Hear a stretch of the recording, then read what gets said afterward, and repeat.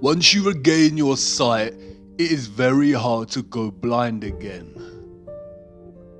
The programming and brainwashing runs so subtly deep that we have all come to associate the notion of ancient with underdeveloped, less technologically advanced, and believers of mysticism.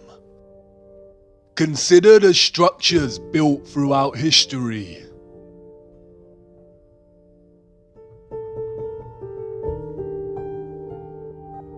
The ancient fortress of Ollantaytambo in Peru.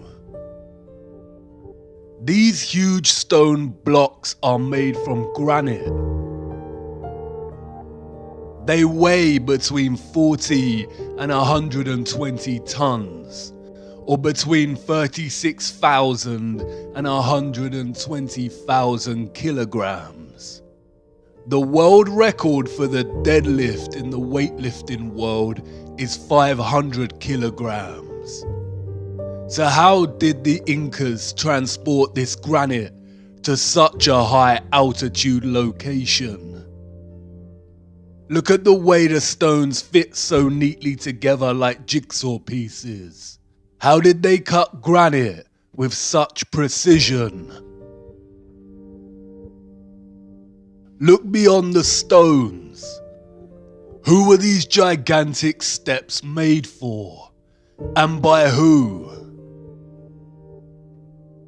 Babalovo Palace and its bath.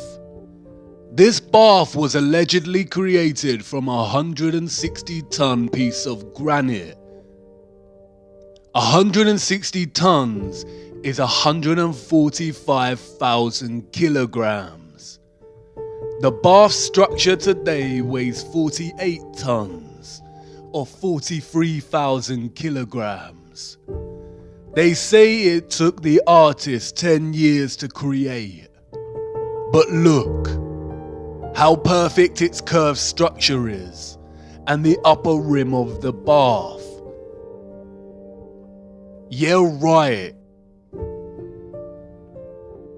No matter what fabrication they attach to this, creating such a structure by hand is impossible without advanced machinery. Alexandra Column, erected in 1834. The column is a single piece of red granite. It weighs 600 tons, or 540,000 kilograms. Again, how did they lift this in the 1830s, and how was it carved to such perfection? Look at the intricacy displayed in the statues of Capella San Severo. These were allegedly crafted in 1753. It is obvious this is not handcrafted. Cutting through a single piece of pure marble with such perfect precision and attention to micro detail is impossible without some kind of advanced machinery. History as we know it is a lie. These all point to civilizations with advanced technology. The photographs of Stonehenge and the Temple of Abu Simbel tell us to be skeptical of other historical structures, such as the pyramids. It is likely that the pyramids are not as old as we are told, and they could have been constructed by anybody, and at any time during history. It is likely that they were all constructed more recently with two primary purposes in mind: to deceive us, and as a ritualistic place of worship, honoring their satanic gods. The first power tool, we are told, was not invented until 1895, and the first electric lamp in 1879. So how was this architecture crafted and constructed?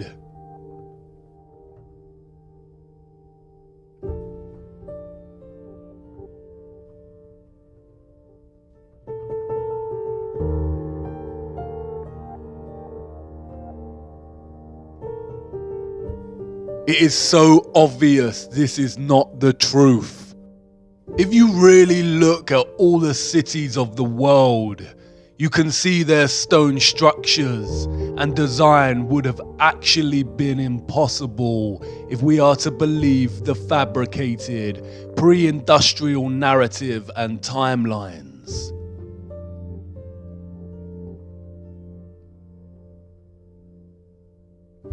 There is an abundance of compelling photographic and structural evidence suggesting that the civilizations of the world experienced a cataclysmic mudflood in its recent history, which buried many cities.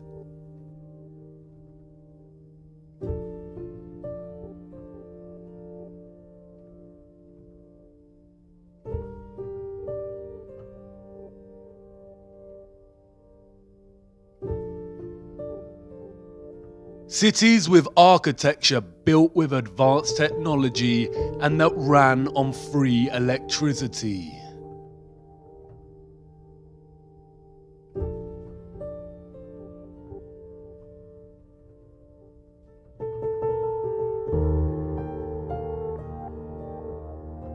There also exists evidence of a worldwide nuclear war somewhere between 1780 and 1815. It all points to an early 19th century worldwide reset through depopulation. We also see old photographs of nigh-on deserted cities and of birthing stations and orphan trains, suggesting they needed to repopulate large areas of the world at some point.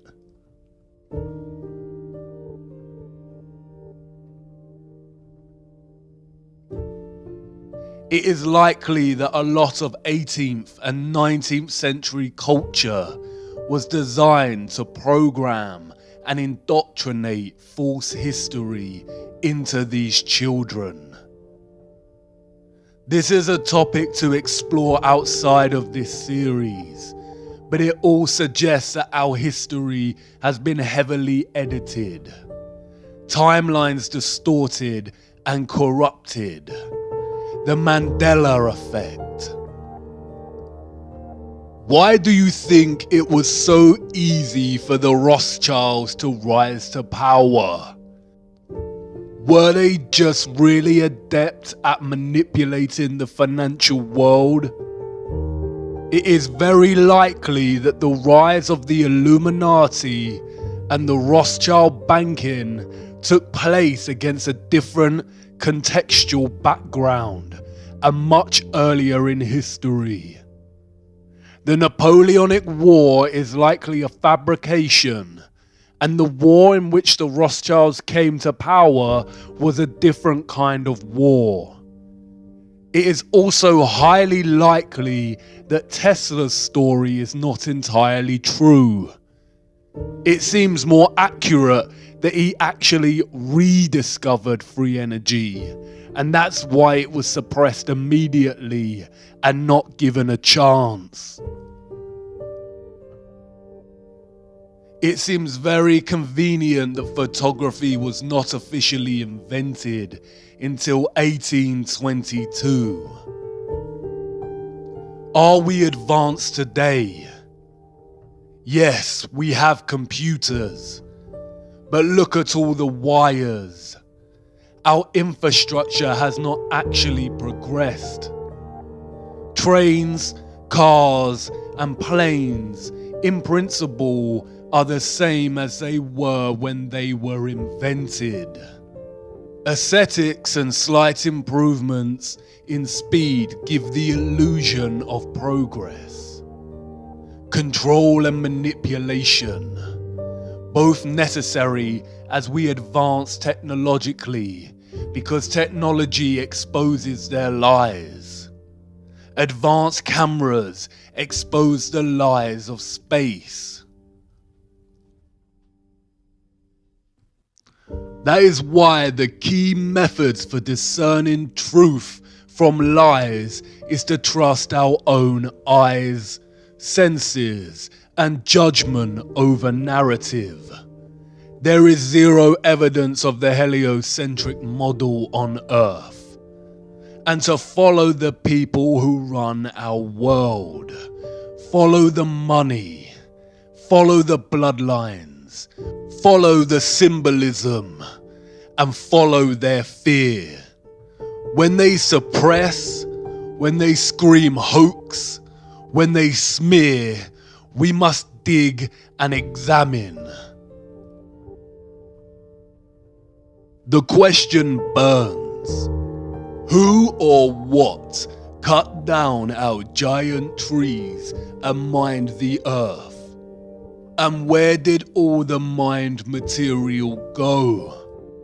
There are a handful of possible conclusions we can draw from studying the geological nature of our flat Earth.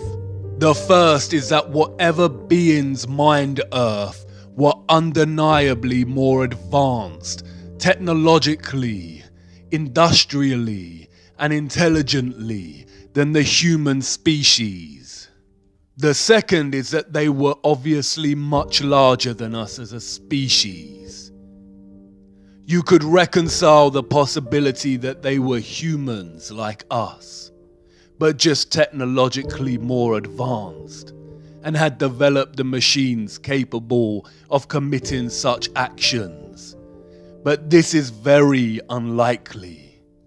Mythological stories of giants abound in our culture, and these tales can be found in every single culture throughout history.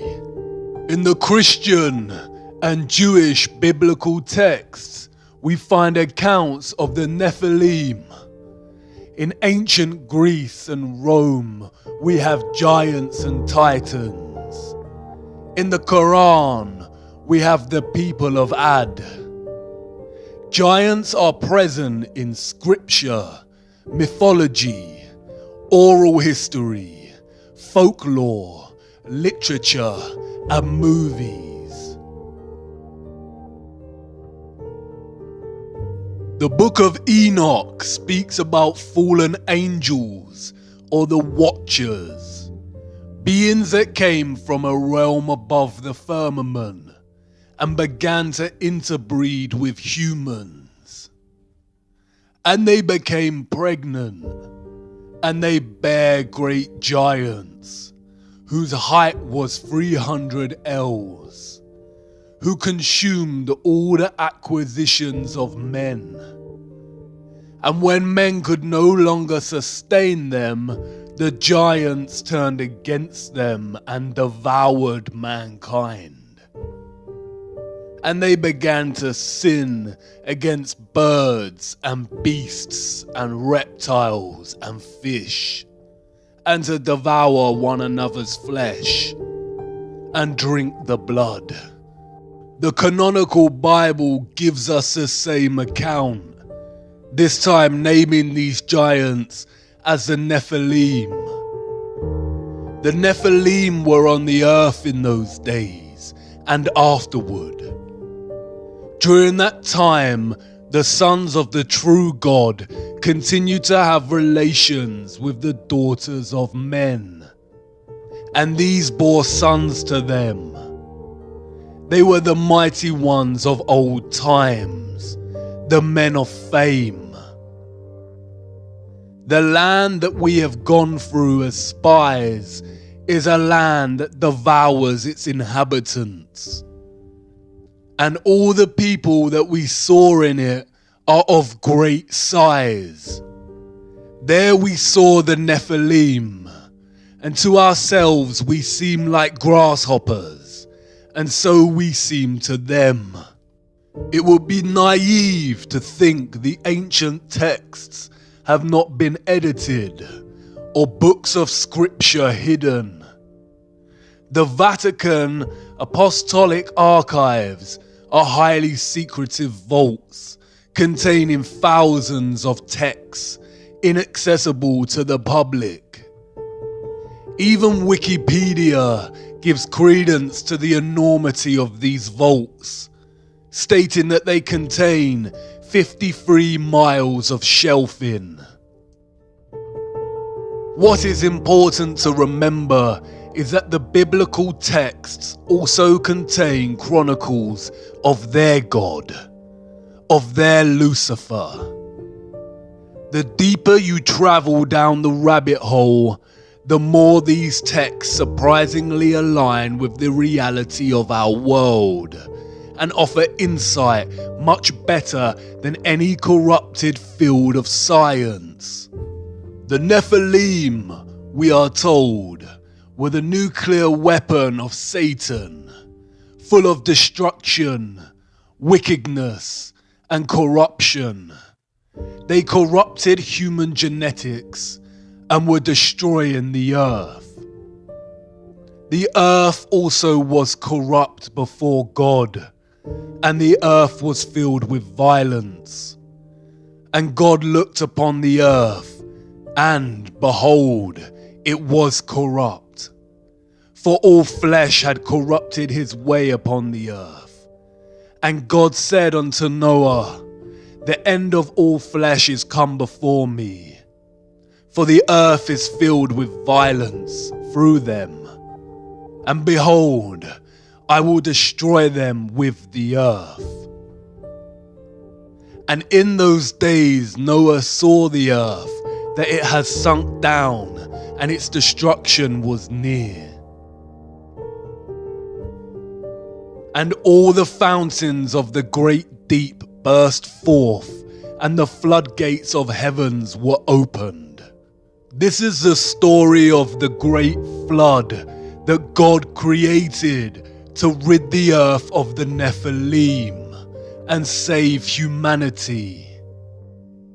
Noah survived because he was the only human whose genetics had not been corrupted by the Nephilim.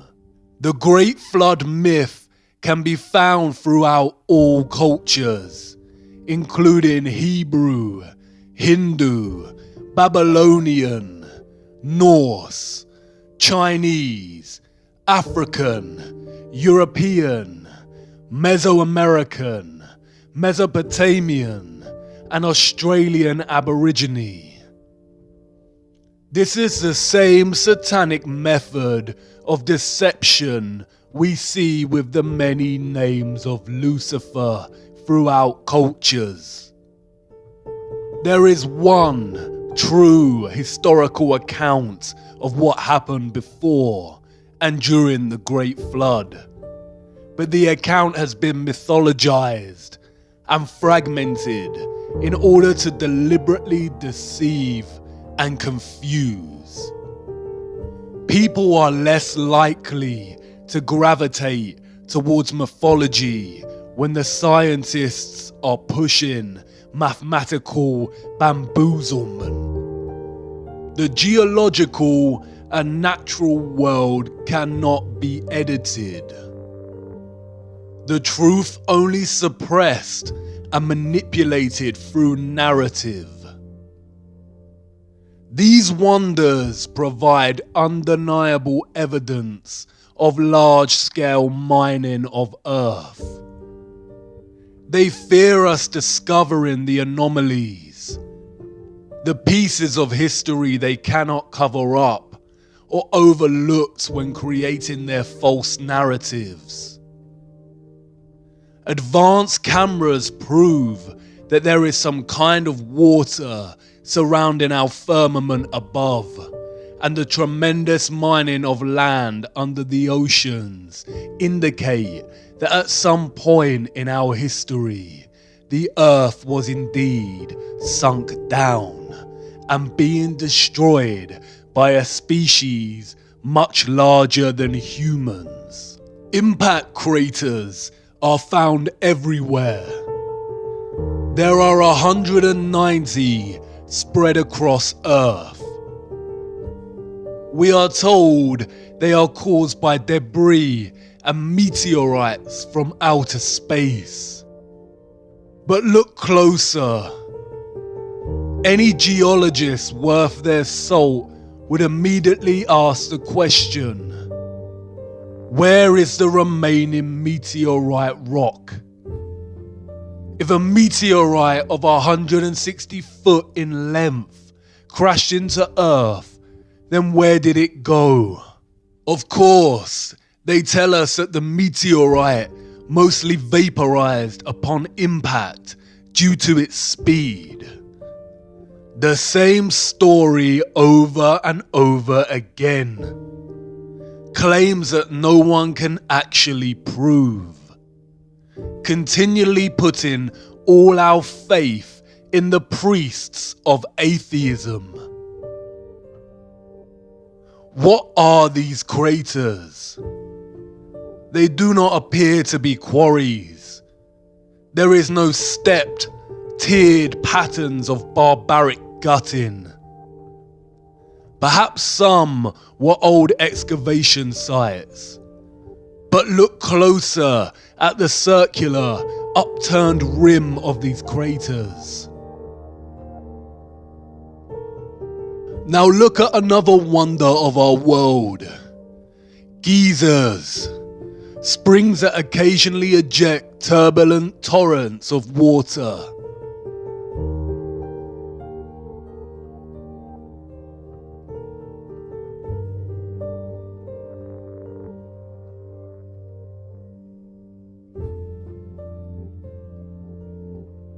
Can you see it? The same upturned edges form from the release of water pressure. There were not oceans on Earth during the Silicon era. It's interesting how some impact craters appear to be flooded, and while others show vegetation growth in the center, most likely from the moisture. As you can see, right in the middle is the opening in which the water comes up from and releases into the air. We can see traces of the old closed opening in the crater.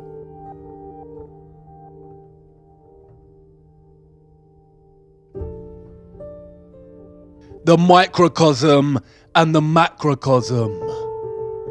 In the biblical model and ancient stories of the Great Flood, the waters came from above as the vaults in the firmament were opened, and from below, from a place called the Great Deep. The Great Deep in the biblical model is not the oceans. The Great Flood rid the world of the Nephilim, and it's possible that it was the waters from the Great Deep that filled the huge excavated land with what's now known today as the oceans. The vast amount of carbon in the atmosphere from the mining then influenced the direction of growth of all the life that followed. There are many recent documented accounts of nations' governments intervening in archaeological digs and discoveries. Many have written extensively about findings that directly contradict the mainstream narrative of humanity's historical geological timeline and challenge the Darwinian narrative of evolution. All figures have been victims of extensive media, governmental and scientific smears, and desperate attempts to debunk and discredit. The scientific priests are always successful in stifling these voices and suppressing their discoveries. One of the most interesting of these figures is Richard J. Dewhurst, whose book, The Ancient Giants Who Ruled America, The Missing Skeletons, and the Great Smithsonian Cover-Up, examines why the various giant skeleton discoveries made by archaeologists were silenced and erased from the official historical narrative.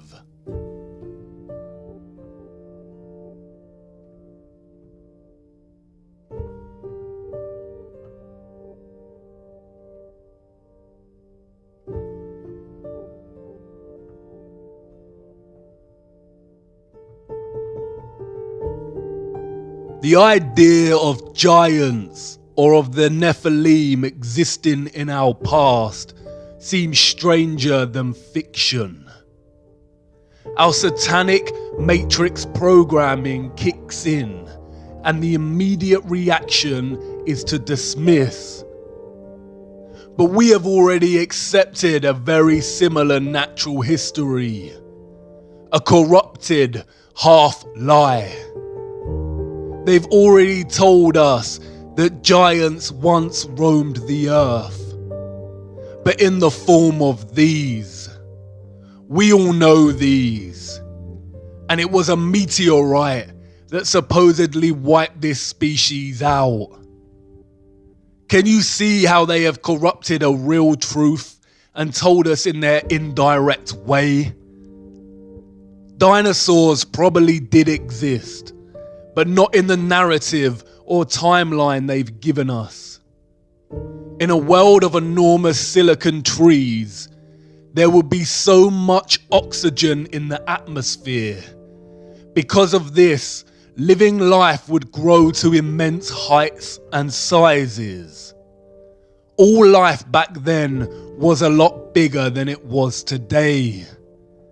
Because of the oxygen, living creatures would also have lived much longer lives, some for hundreds of years.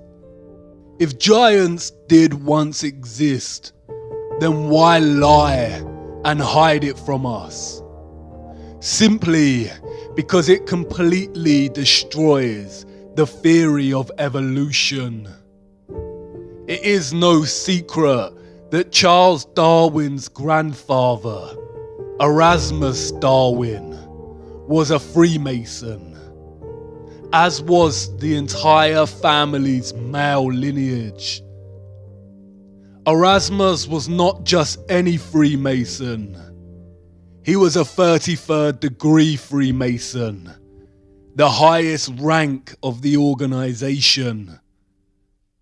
The number 33 is highly satanic, used throughout their symbolism and rituals.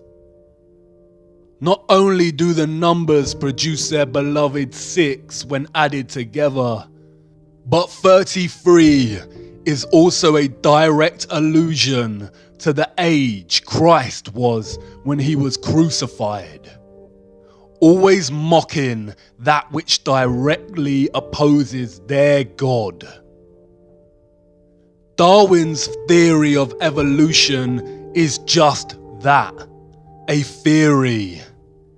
The double standards are outstanding. Darwinism has always carried the title, the theory of evolution, just like gravity is the theory of gravity.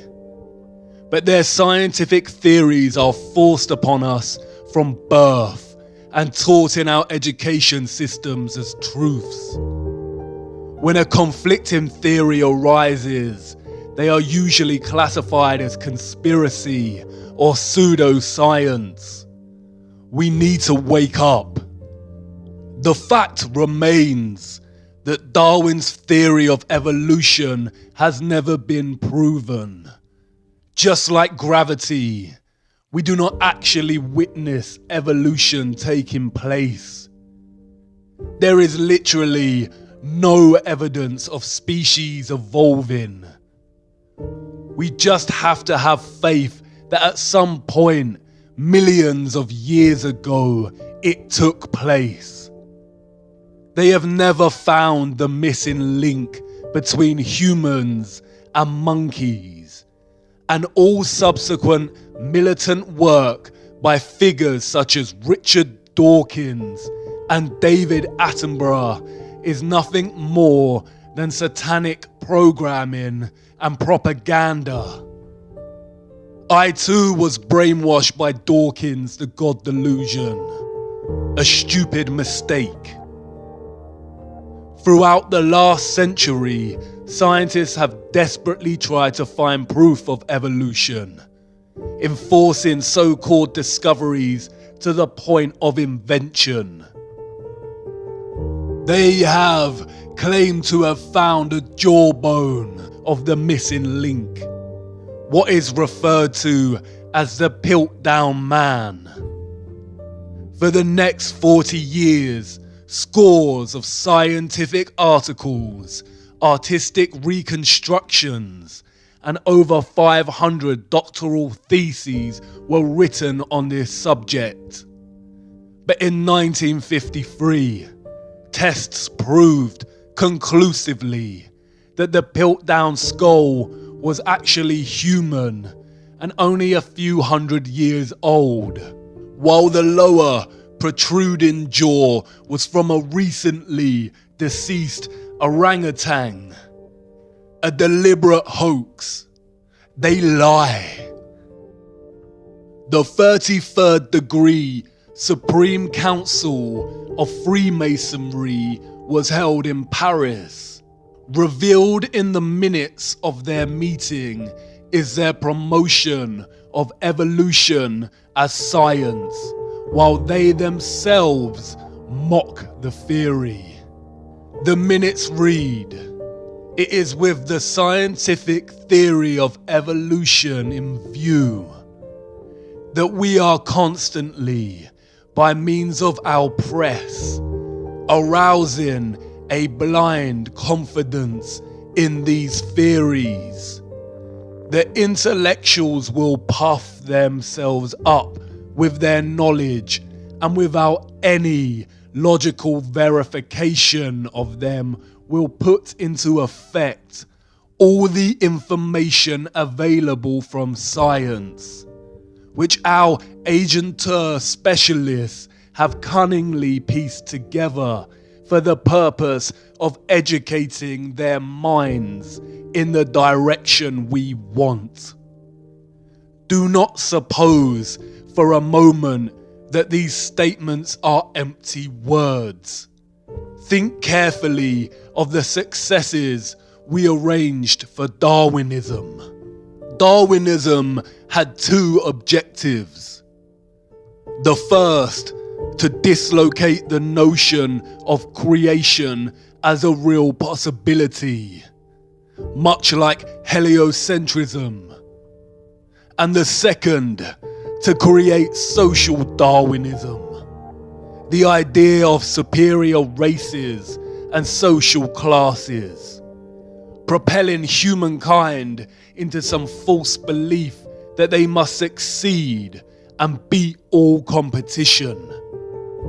Social Darwinism became one of the driving ideologies behind fascism, communism, capitalism, and eugenics. It is in direct conflict with the teachings of Christ. Real consideration needs to be given to the reality of the Luciferianism at the heart of the entire social, economic, cultural, and historical fabric that governs our everyday world. Real consideration needs to be given to why such evil is being committed to children on a grand scale. A select group of very rich, elite people who also happen to be psychopaths is one thing. But this is more than that. The crux of it is this. Lucifer worship, satanic slave control of the human population, and crimes against children could exist without the need to deceive us with heliocentrism. The fabrication of heliocentrism comes with great risks for the satanic cabal as our own personal technology advances. People are waking up and questioning the narrative. The spell that they cast over us years ago is slightly losing its grip. They are hiding something. Perhaps the source of good, a creator, prophecy, of a land. We are their slaves. They continually lie to us, committing crimes against humanity in the name of their Lucifer, while we are kept slaves, making them rich and supporting their twisted democracy. The possibility of other lands and planes of existence that they control or are controlled by is very probable. Whether accounts of the Nephilim are truly accurate, it is not possible to say. Admiral Byrd did state that there is land beyond the South Pole.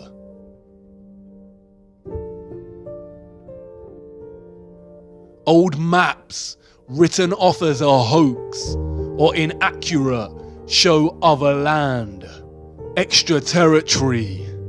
The vast amount of material mined from Earth and our old gigantic trees had to go somewhere. It is very possible that they have discovered a way out of the firmament at Antarctica and are able to leave. It's also possible that there are other concentric ice walls and Antarctica is just the first one, and the foundations of the firmament lie way beyond. But there is a problem. They can only traverse this plane. They have never been able to go above or below, and that is their goal. The more you look closer, the more troubling it becomes, and the more it all aligns with the Christian biblical texts. Ye are of your father the devil, and the lusts of your father ye will do. He was a murderer from the beginning, and abode not in the truth, because there is no truth in him. When he speaketh a lie, he speaketh of his own, for he is a liar, and the father of it. Lucifer has always been clear on his ultimate goal. I will ascend above the heights of the clouds. I will be like the Most High. The Tower of Babel, the story on how the different languages of the earth came to be. Nimrod, a Luciferian gigantic king, built the tower to reach up upon heaven, to reach the firmament and be like the Most High. God saw what they were doing and broke the tower and scattered all people over the earth and divided them by different languages so they may not attempt this again.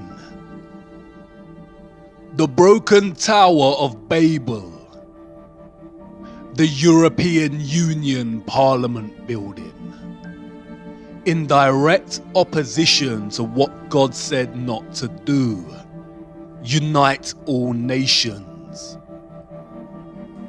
The EU, a branch of the United Nations, Our minds programmed and manipulated by the media to think this could ever be a good thing.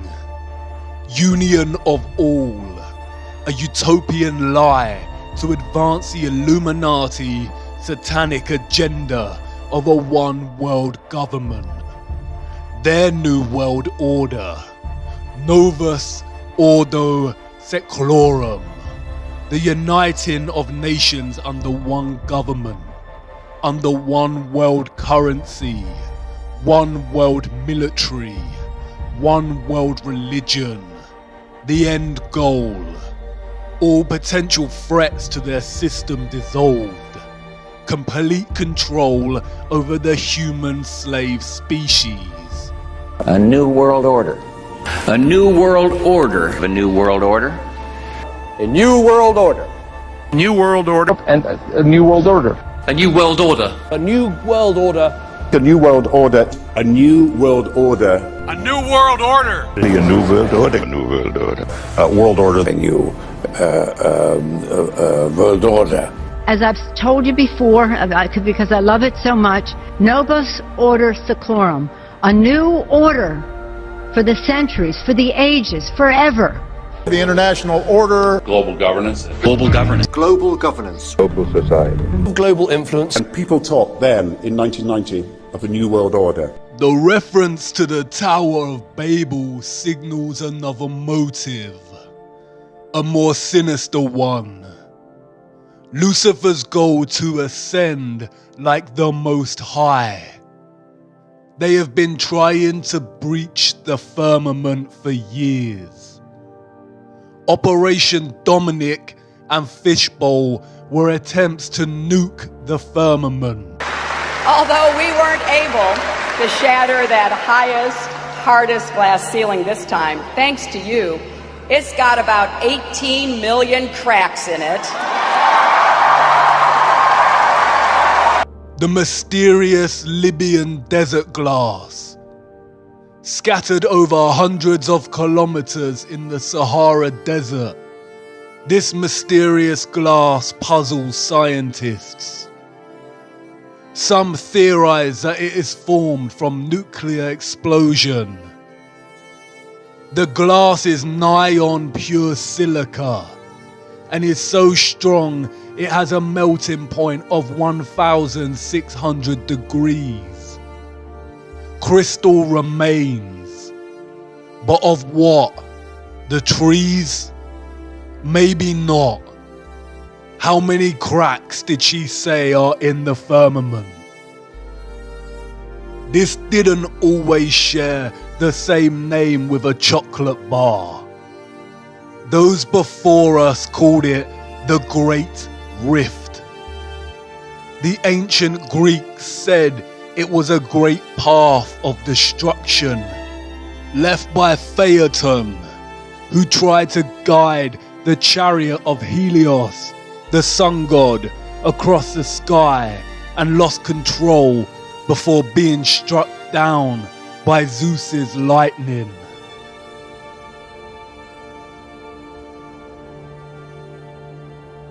They've been trying to breach the firmament for thousands of years. The Great Rift, the scarring of their barbaric failed attempts. Glass of pure silica, a silicon dome, a semiconductor separated by the waters, the electrical conductors, powering the luminaries through vibrational electromagnetic energy. They use quantum physics to articulate the properties of semiconductors. They call it the crystal lattice, the description of atoms, ions, and molecules in crystalline matter. Look at a crystalline lattice. Hexagons. Look at the atomic structure of the lattice, the hexagon and the cube. The crystalline unit cell of the cube is the most common shape found in crystal. What do they know? What energetic field of darkness are they worshipping, giving their energy to, and sacrificing children for? And then there is this. They are doing it right now while we sleep. CERN. The Large Hadron Collider. This is the world's largest and highest energy particle collider and the largest machine in the world. They are in search of the Higgs boson particle to prove the Big Bang and to understand the nature of dark matter and black holes. All lies. Look at CERN's logo. 666. Do you remember the ritual that was filmed at CERN, located on the border of France and Switzerland? Shiva the Destroyer. The same symbol adorns the boardroom of the World Health Organization.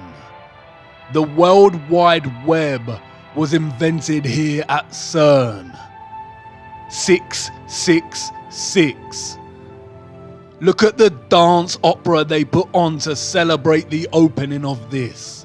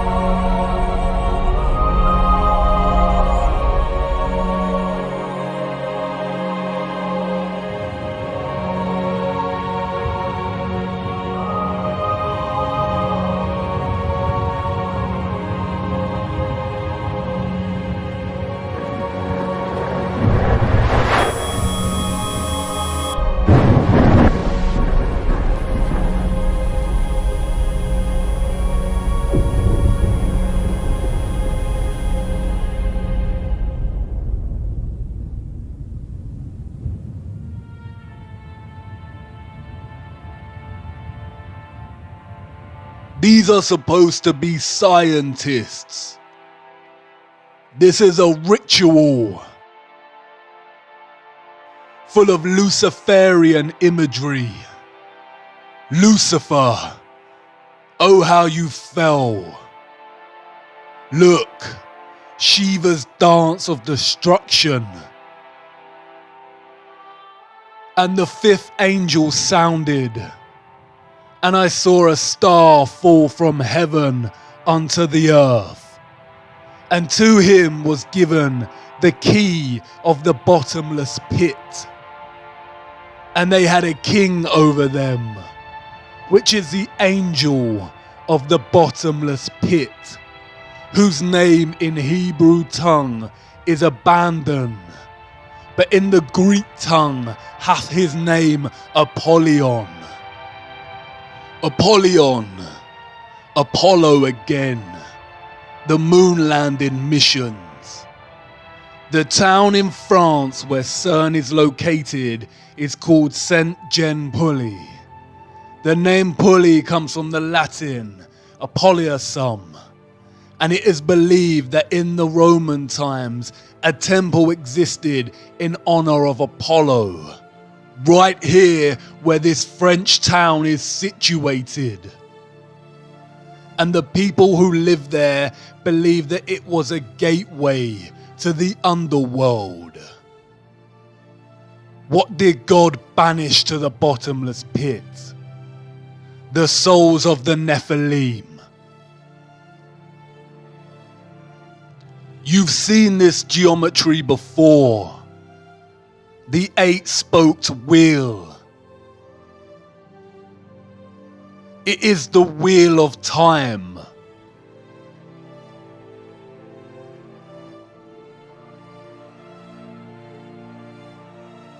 Controlling and distorting time and space. They are openly telling us what they are doing. The key to the bottomless pit.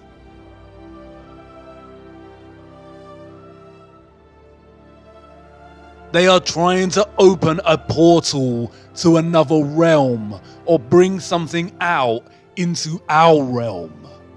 The bottomless pit. They are trying to let something out.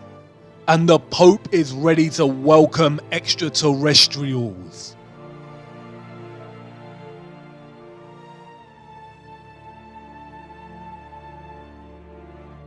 The sculpture in the Vatican is called Resurrection. Does this look like Christ to you? They are trying to resurrect something, but it is not Christ, and they are not aliens. The whole alien deception has been programming us from the beginning to accept something other. Some kind of life that is not human, but something else. Look at the satanic symbolism at the ceremony dedicated to the opening of the Gotthard Tunnel in Switzerland. This was put on by CERN.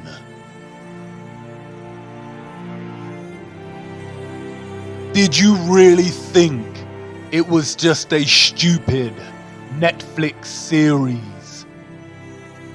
And look who it is. Up to no good. Alice. Desperately trying to go into or get out of Wonderland. They are telling you what they are doing with Alice. Trying to go down into the rabbit hole. Into the bottomless pit.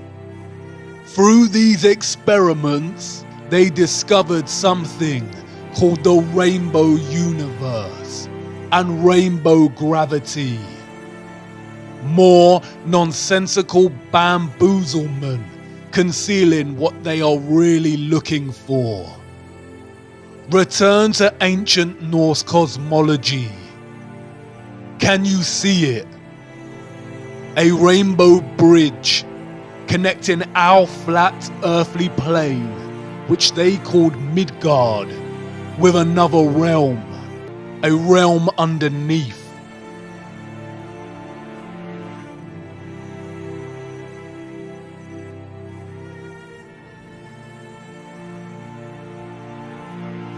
You did not notice the enormous trees before, did you? Heed it now. The underworld they called Hell and Niflheim. Niflheim is very similar to the word Nephilim. Hell is the same biblical hell, or what the ancient text called Sheol.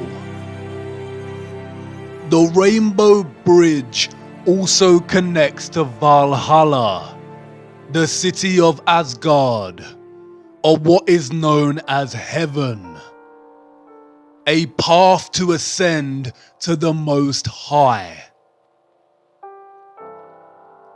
It doesn't matter if you cannot move beyond your programming to conceive this as a real possibility. It doesn't matter if you believe in it. What matters is that they do believe in it, and they rule and own you. Stranger than fiction, a paradox. The deeper down the rabbit hole, the more upside down everything becomes, and yet it all starts to make sense. Do you understand the enormity of their lies? The human slaves of Earth, being fooled into thinking they are a random product of coincidence on a lonely rock. Learning this at such a young age and never giving it another thought. Fed to the brim with Hollywood fantasy movies, so the actual world lost its colour. Their spirituality denied, the truth of good and evil denied, any chance of living a life of righteousness replaced with the satanic worship of materialism and debased Darwinism, and all the while their masters, the cult leaders, are desperately trying to bridge realms and ascend from this plane to the Most High. What will it take to wake humanity? While they are sleeping, this is happening. The tower is being rebuilt, and the little freedom we had to begin with is vanishing. The dawn of their new world order is coming.